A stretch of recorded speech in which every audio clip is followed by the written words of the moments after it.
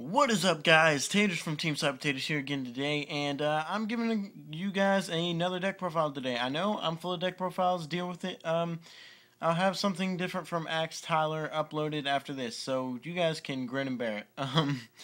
Today I have a real-life deck profile for you guys. Woo! Finally, you guys love watching my hands do shit. But yeah, I got a deck profile for you guys in real life for once. We went to the... I'll just explain it afterwards. Right now, let's just go ahead and jump right into the deck profile. It is TG Plants, my own build. I came up with this yesterday, and this is my beta build, so I figured I'd show you guys. To start off with the TG engine, we have one TG Striker and one TG Cyber Magician. Striker is a fantastic card, and so is Cyber Magician. Cyber Magician, if you have a Cyber Magician and a TG Rush Rhino in hand, summon Cyber Magician. Discard the Rush Rhino and send this to the graveyard and special summon, synchro summon TG Wonder Magician, and it's just all good cookies. So TG Striker being able to special summon itself is nuts, and then being able to chain Warwolf onto that is awesome. So speaking of Warwolf, we have triple TG Warwolf.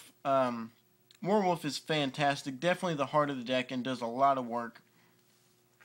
Being able to special summon itself onto the summon of a level 4 or lower monster is extremely handy in this deck and helps fire off all your combos. So then we run TG Rush Rhino at 3 as well. Now the reason I'm running 3, even though it's a synchrocentric deck, is because I wanted this deck to be very synchrocentric but also be good.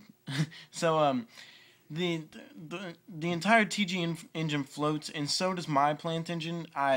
My plant engine is a little bit different than most, but every engine I run in this deck is ridiculously floaty, and it just all sits and floats and searches and summons and everything. So the entire TG engine floats, but I wanted a good first turn play from this deck, since most synchro decks don't have a good first turn play that does not revolve around synchro summoning. That's what I wanted from this deck. Because if you base your first turn play around synchro summoning, they can Valor you, and it's like you never even went first. It's just like you kind of just slipped a monster on the board and let them attack it. So Rush Rhino is a great first turn play. Being able to summon a 1600 beater that when it attacks, it goes to 2k, and then when it's destroyed, you get a combo piece to your hand, aka your other TG monsters, is ridiculous. So that is our TG engine, guys. Next up, we have our plant engine. Now, my plant engine does run the obligatory Spore, Lonefire, and Dandy. My Spore is colored, if you guys were wondering. That's why it's like that. I colored it in. And so it does run those, and it does have one more run of, which is a Mystic Tomato. Mystic Tomato toolboxes for a lot of different stuff in this deck, as well as being able to banish this card from the graveyard to make Spore level 5 comes really in handy sometimes. We do run 2 Debris Dragon. Debris Dragon is retarded good, especially if you combo it with your little buddy Spore. He's just nuts. Then we have triple Cherry Inmato. Now, let me just move the rest of the plant engine and talk to you guys for a second about Cherry Inmato, because I'm sure you're wondering why I'm running this card, or even what this card is. Cherry Inmato is a dark level 2 plant type tuner with 700 attack and 400 defense. His effect reads, when this card is destroyed by battle and sent to the graveyard, you can special summon up to 2 Inmato monsters from your deck. They cannot be used as a synchro material monster this turn. So what that means is if you normal summon this guy and attack into your opponent's monster, and then you get 2 more of these guys cannot be used as synchro materials this turn. But you never do that. The reason I have this guy in here is because if you open with an Inmato and a TG Warwolf, you have a great first turn play. What you can do is you can set your Cherry Inmato, and then pass turn. Whenever they attack into it, you can, activate effect, and you're going to get 2 more Cherry Inmatos, and chain to the summon of Cherry Inmato with TG Warwolf. And then whenever it comes to your turn, you can summon you can summon a level 3 for yourself, And then what you can do with that is you can synchro summon with an Inmato, get a Hyper Librarian, then synchro summon these two for what is it? TG Wonder Magician. And then you'll get to draw a card, pop a back row, and then synchro summon for Blade Blaster or just attack. So Cherry Inmato is just ridiculously nuts in this deck. It's a great toolbox card and gives us more plants in our graveyard. And plants in our graveyard is always a good thing. Being a level 2 tuner is very helpful, though. That's why I run this over Necheria Cherries, because of the fact that it's a level 2 tuner that I can chain to with TG Warwolf.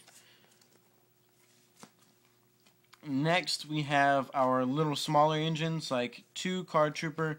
This is another thing I was talking about, first turn plays. You can just go summon Card Trooper, mill 3, pass turn, and then he'll just float for you and draw a card. So Card Trooper is great. And then we have 2 Tour Guides. I do run Sangan, but I don't have Sangan up here because I didn't put it with the Tour Guide engine, because this is my Tour Guide engine. I will always Tour Guide into Tour Guide if I can. And she's just in here to make Leviers and be Veiler bait. That's the only reason she's in here. And then we have Sangan, Spirit Reaper, and Doppelwarrior.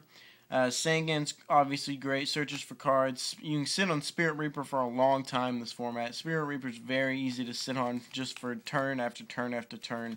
It's really, really, really just retarded to do sometimes. And Doppelwarrior will be taken out sooner or later. I just have not found the cards I want to take it out for yet. Actually, I take that back. I have found the cards, but I just haven't found them to actually trade out the cards and put them in here. He would become a mind control, and then these two would actually become MSTs. I run Tuningwares for draw power, being a level 1, able to be a level 2, and he's a light. That's why he's in here. This guy would either leave for 2 MSTs or 2 Max Cs. And then I have debated taking the Veilers out, so I mean the Tour Guides. I don't have all the spells I want to finish this deck, is what I'm saying. So the deck is 29 monsters. It's ridiculous. Then we run 2 Effect Veiler light targets. If you couldn't tell already, I'm running BLS. And then we have 1 Tragoedia, 1 Gorz, and 1 BLS. I'm only running 1 Tragoedia because I don't main any Max Cs, and usually I'm going off and synchro summoning a lot, and I don't have much of a hand. So Trag's good either to combo with or to use to save your ass sometimes. So that's just the rest of our small little engines. That's what this deck is. Essentially, it's just a deck full of small engines. And that's our monsters. It's 29 monsters. On into the spells. We have Reborn, Dark Hole, and Heavy Storm. These are obvious. They're just really good cards. And then we have cards for consistency, like 1 for 1, Foolish Burial, Allure, and Pot of Avarice. And then we have Creature Swap and Mark of the Rose. 11 spells. Mark of the Rose is absolutely fantastic. I won't lie. It's just retarded being able to take an opponent's monster for free. Alright guys, so for the extra deck, we have tokens for Dandylions and Doppels. And 1 Levier. Couldn't find my Levier. Either that or I just have to get one. So this would be a Levier. And for our level 2 synchros, we have 1 Reciprocal Dragonfly and 1 Formula Synchron. Reciprocal Dragonfly is the star of the extra deck. This card is absolutely fantastic. This card allows for so many good plays to be made, like ending with a Quasar and a Librarian, or in my case actually, a TG Halberd Cannon and a Librarian, and just being able to continuously draw cards is just ridiculous. Formula is obviously great. I wouldn't change that at all. And then we have our level 4, which is 1 Armory Arm. Armory Arm's nuts, no doubt about it. Level 5s, we have Wonder Magician, Hyper Librarian, and we have Magical Android, TG Wonder Magician, and Hyper Librarian. Wonder Magician is fantastic. There's a lot of times whenever you can go for Hyper Librarian and Wonder Magician at the same time, so you can draw a card, pop a back row, and then she'll either float, or you'll just sink for a TG Blade Blaster. And then this should be an Iron Chain, but I was too lazy to go and find it. So right now it's Gravity Warrior, but just imagine it's Iron Chain because I can't usually summon Gravity Warrior. The Iron Chain's for, what's it called? God damn it. Debris Dragon. That's what it is.